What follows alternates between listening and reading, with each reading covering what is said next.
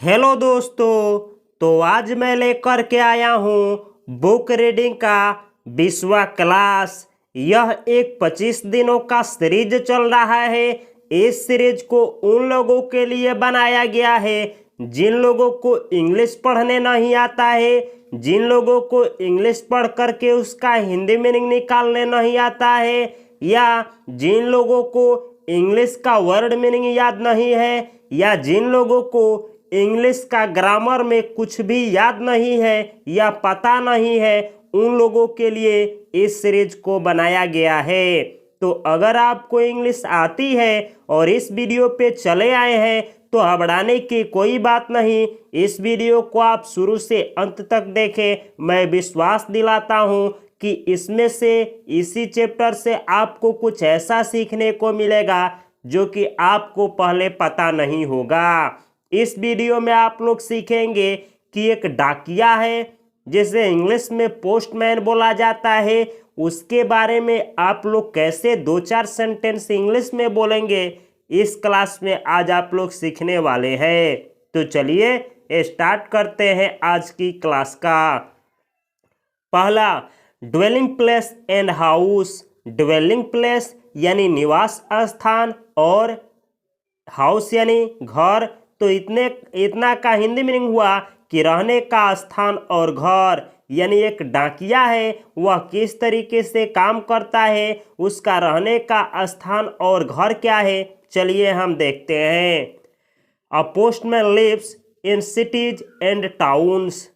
यानी एक पोस्टमैन यानी डाकिया, लिव्स यानी रहता है, इन सिटीज यानी शहरों में, एंड टाउन्स यानी नगरों में। तो इसका हिंदी मीनिंग हुआ कि एक जो डाकिया होता है वह नगरों और शहरों में रहता है।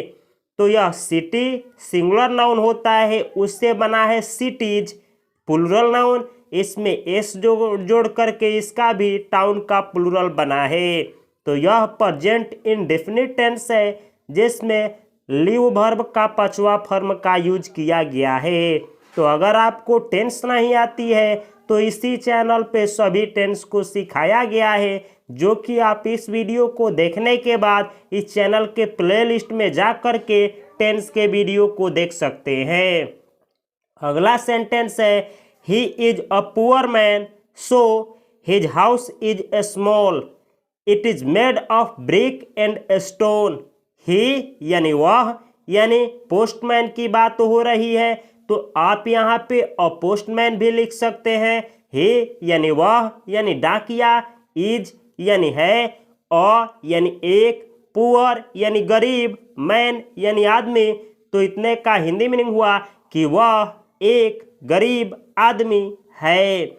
यानी एक डाकिये के बारे में आप लोग सीख रहे हैं कि कैसे उसके जिंदगी के बारे में आप लोग 10 सेंटेंस इंग्लिश में बोलेंगे।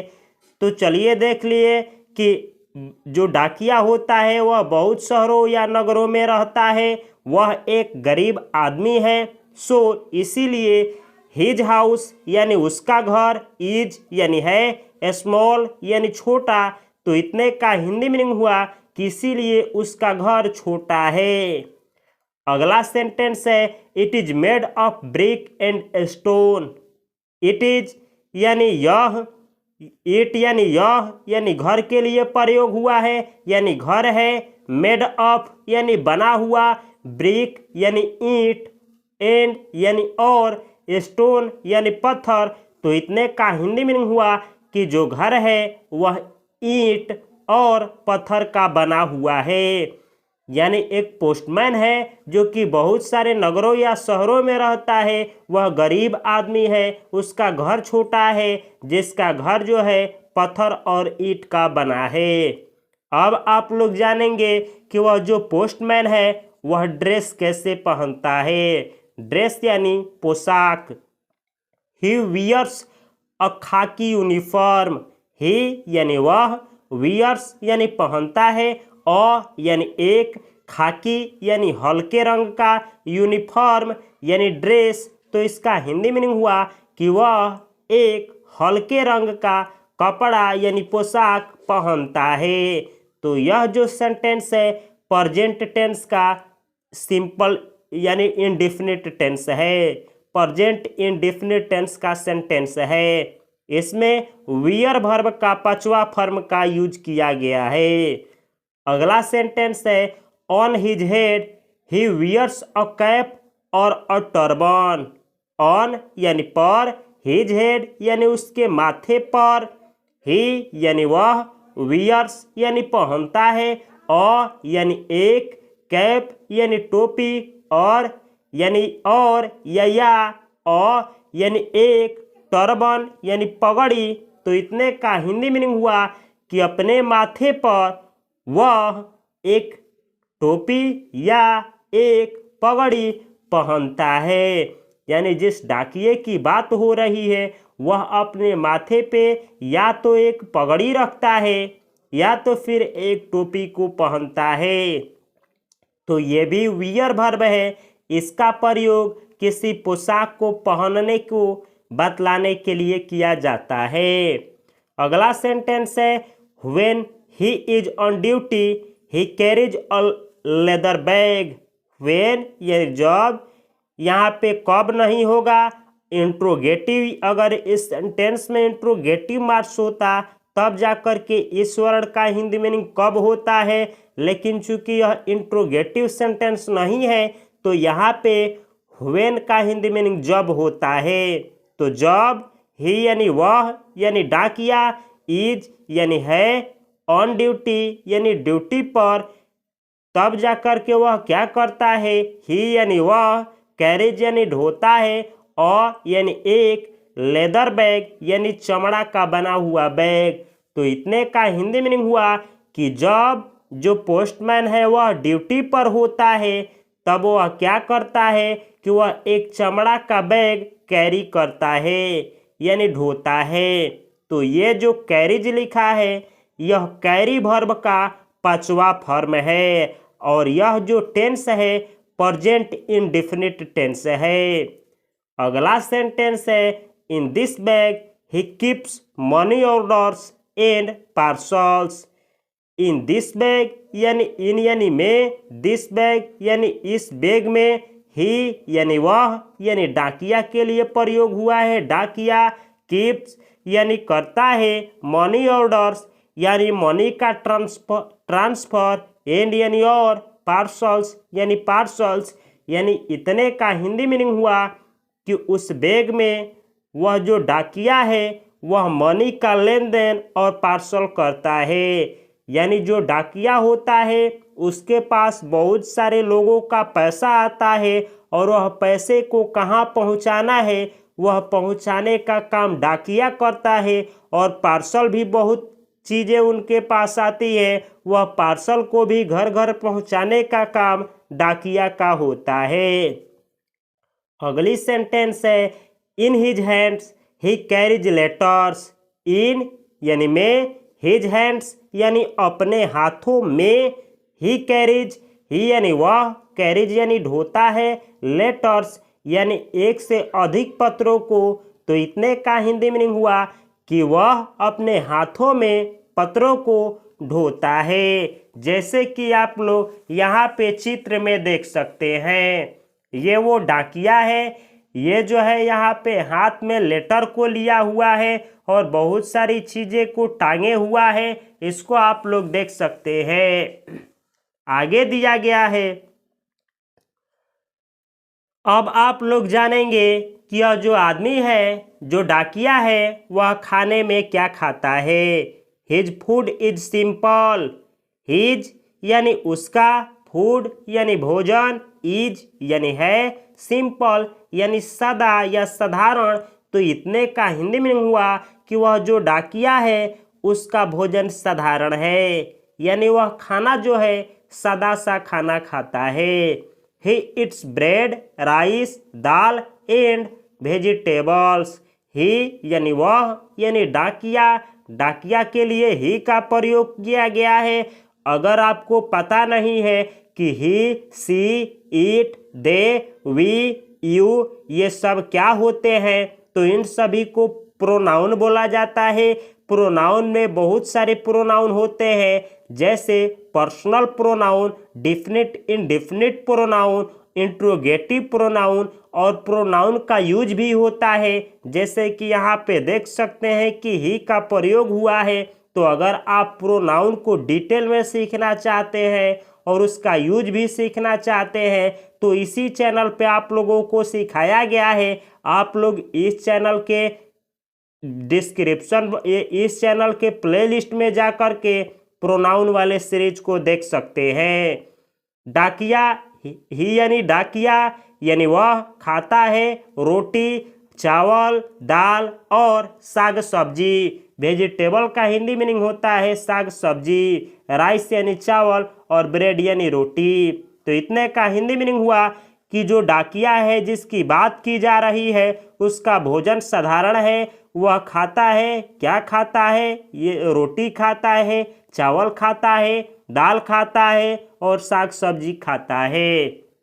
अगली सेंटेंस है he can't enjoy costly dishes. He यानी वह यानी डाकिया, कांट एंजॉय यानी एंजॉय नहीं कर सकता है, कॉस्टली डिशेस यानी कॉस्टली चीज़ों को। कॉस्टली यानी कीमती और डिशेस यानी भोजनों को। यानी इतने का हिंदी मीनिंग हुआ कि जो डाकिया होता है वह बहुत बहुत महंगे खाने को खरीद नहीं सकता है, उसको एंजॉय नहीं कर सकता है। क्योंकि जो डाकिया भाई साहब होते हैं उन लोगों की सैलरी जो होती है दोस्तों थोड़ा कम होती है। अब आप लोग जानेंगे वर्क, यानी आप जानेंगे कि जो डाकिया होते हैं उनका काम क्या होता है। His work is very important. His work यानी उनका काम, यानी डाकिया का काम, इज यानी है, वेरी इम्पोर्टेंट यानी बहुत महत्वपूर्ण। तो इसका हिंदी मीनिंग हुआ कि जो डाकिया है जिनकी बात हो रही है उनका काम बहुत महत्वपूर्ण है। In this morning he goes to the post office. In यानी में, द मॉर्निंग यानी सुबह में, ही यानी वह, गोज यानी जाते हैं, द पोस्ट ऑफिस यानी पोस्ट ऑफिस। तो इसका हिंदी मीनिंग हुआ कि सुबह में वह पोस्ट ऑफिस जाते हैं। तो यह जो सेंटेंस है प्रेजेंट इंडेफिनिट टेंस का यानी प्रेजेंट इंडेफिनिट टेंस है। तो अगर आप लोगों को टेंस नहीं आता है तो इस चैनल को सब्सक्राइब करें और इस चैनल के प्लेलिस्ट में जा कर के जो भी आपको नहीं आता है, चाहे टेंस हो, नारेशन हो, पार्ट ऑफ स्पीच हो, यानी noun, pronoun, adjective verb, adverb, word meaning हो, किताब पढ़ने में दिक्कत है यानी बुक रीडिंग नहीं आता है, जो भी आपकी बीमारी है सब कुछ सीरीज बाय सीरीज करके इसी चैनल पे सिखाया गया है। अगर आपको किसी चैनल के प्लेलिस्ट में जाने नहीं आता है तो इस वीडियो को देखने के बाद YouTube पे सर्च करें कि किसी भी चैनल के प्लेलिस्ट में कैसे जाएं और उसके बाद इस वीडियो के यानी इस चैनल के प्लेलिस्ट में जा कर के जो आपको नहीं आता है उन सभी चीज़ों के ऊपर वीडियो है। आप सभी वीडियो को देख करके आसानी से इंग्लिश सीख सकते हैं। तो इसका हिंदी मीनिंग हुआ कि उनका काम बहुत महत्वपूर्ण होता है। वह सुबह में पोस्ट ऑफिस जाते हैं। There be sorts out letters. There यानी वहाँ, ही यानी डाकिया, डाकिया के लिए ही का प्रयोग हुआ है। सॉर्ट्स आउट यानी छांटते हैं या चुनते हैं, लेटर्स यानी पत्रों को। तो इसका हिंदी मीनिंग हुआ कि वहाँ वह पत्रों को छांटते हैं या चुनते हैं। सॉर्ट आउट यह एक फ्रेजल वर्ब होता है। यह प्रेजेंट इंडेफिनिट टेंस है जिसमें सॉर्ट आउट का 5वां फॉर्म का यूज किया गया है। हर एक वर्ब का 5 फॉर्म होता है जिसे V1, V2, V3, V4, V5 के नाम से जाना जाता है। अगर आप लोगों को वर्ब याद नहीं है तो वर्ब वाले सीरीज इसी चैनल पे है। आप लोग प्लेलिस्ट में जा कर के मोस्ट स्पोकन वर्ब सीरीज को देखिए, तब आप जान जाएंगे कि वर्ब के 5 फॉर्म कौन कौन से होते हैं और उनका यूज कैसे होता है। ये 5वां फॉर्म है सॉर्ट आउट। यह फ्रेजल वर्ब है। इसका हिंदी मीनिंग होता है चुनना, यानी एक एक चीज को चुनना। तो ये जाते हैं ऑफिस और चुनते हैं। बहुत सारे इनके पास पत्र होता है, डाकिया भाई के साहब ये चुनते हैं कि कौन सा पत्र किनके घर पहुंचाना है। देन उसके बाद he goes from door to door and distributes them. उसके बाद यानी चुनने के बाद ही यानी वह, गोज यानी जाते हैं, फ्रॉम डोर टू डोर यानी दरवाजे से दरवाजे, यानी इस दरवाजे से उस दरवाजे, और डिस्ट्रीब्यूट्स यानी बांटते हैं, देम यानी उन्हें। तो इतने का हिंदी मीनिंग हुआ कि उनका काम बहुत महत्वपूर्ण है। वह सुबह में पोस्ट ऑफिस जाते हैं, जाने के बाद जो भी उनके पास लेटर होता है उसको छांटते हैं, चुनते हैं। उसके बाद वह क्या करते हैं कि दरवाज़ा दरवाज़ा जाते हैं और उन पत्रों को वह बांटते हैं। तो डिस्ट्रीब्यूट वर्ब है, इसी से बना है डिस्ट्रीब्यूशन, इसी से बना है डिस्ट्रीब्यूटर। इस वर्ब से बहुत सारा वर्ड मीनिंग बना है। अगर आप जानना चाहते हैं कि इस वर्ब का यूज किस तरीके से होता है और कौन कौन सा वर्ड मीनिंग बना है, तो इसी चैनल पे 101 वीडियो का एक सीरीज है, वर्ब का सीरीज है, जिसका नाम है मोस्ट स्पोकन वर्ब सीरीज। इस चैनल को सब्सक्राइब करें और इस चैनल के प्लेलिस्ट में जा कर के ढूंढें मोस्ट स्पोकन वर्ब सीरीज। इसमें उन वर्बों को शामिल किया गया है जिनका डेली यूज होता है, और साथ में उस वर्ब से कौन कौन सा वर्ड मीनिंग बनाया गया है जिसका यूज डेली होता है, इस सीरीज में आप लोगों को मिलेगा। He must give the letters and the money orders to the right person. He must give यानी उन्हें अवश्य देनी चाहिए, द लेटर्स यानी पत्रों को, एंड यानी और, द मनी ऑर्डर्स यानी जो इनके पास रुपये आए होते हैं वो, टू राइट यानी टू राइट पर्सन यानी सही आदमी को। तो इस सेंटेंस का हिंदी मीनिंग हुआ कि जो डाकिया होते हैं उनके पास जो पत्र आए हैं और जो पैसे आए हैं, वह पत्र को और रुपये को, डाकिये को सही आदमी तक पहुंचाने का काम इनका होना चाहिए। यानी इनको अपने काम को इस तरीके से करनी चाहिए कि इनका लेटर जिस आदमी के लिए आया है उस आदमी के पास पहुंच जाए, और जिनका पैसा इनके पास आया है ये डाकिया उस आदमी को पैसा सही सही पहुंचा दे। अगला सेंटेंस है, अब आप लोग जानेंगे कि कंडीशन यानी किस तरीके से क्या इनका कंडीशन होता है। चलिए हम लोग जानते हैं। कंडीशन यानी स्थिति। He gets poor salary. He यानी वह यानी डाकिया, गेट्स यानी प्राप्त करते हैं, पुअर यानी कम, सैलरी यानी तनख्वाह। तो इसका हिंदी मीनिंग हुआ कि वह कम तनख्वाह पाते हैं, यानी जो डाकिया होते हैं उनको कम सैलरी यानी तनख्वाह मिलती है। तो यह भी प्रेजेंट इंडेफिनिट टेंस का सेंटेंस है। अगला है, so his life is not happy. So यानी इसीलिए, हिज लाइफ यानी उनका जीवन, इज नॉट यानी नहीं होता है, हैप्पी यानी खुश। तो इसका हिंदी मीनिंग हुआ कि चूंकि उन लोगों को कम सैलरी मिलती है इसीलिए उनका जो जीवन होता है वह खुशी भरा नहीं होता है। यह जो सेंटेंस है प्रेजेंट टेंस का सिंपल सेंटेंस है, यानी जो प्रेजेंट होता है उसका सिंपल सेंटेंस है। प्रेजेंट का सिंपल सेंटेंस वैसा सेंटेंस जिसमें किसी भी तरह का कोई क्रिया ना हो, जैसे आप खुश हैं, आप उदास हैं, आप मोटे हैं, आप पतले हैं, इसमें किसी भी तरह का काम नहीं होता है इन सेंटेंसों से। तो इन सेंटेंस को बोला जाता है प्रेजेंट सिंपल सेंटेंस। और वैसी सेंटेंस जिसमें किसी तरह का क्रिया हो, जिसमें किसी तरह का काम हो, तो उसको बोला जाता है प्रेजेंट इंडेफिनिट टेंस। यानी एक टेंस वाले सेंटेंस होते हैं, एक सिंपल सेंटेंस होते हैं। इन दोनों में अंतर जानना है, उपयोग सीखना है, तो इसी चैनल पे आप लोगों को सिखाया गया है। His condition must be improved.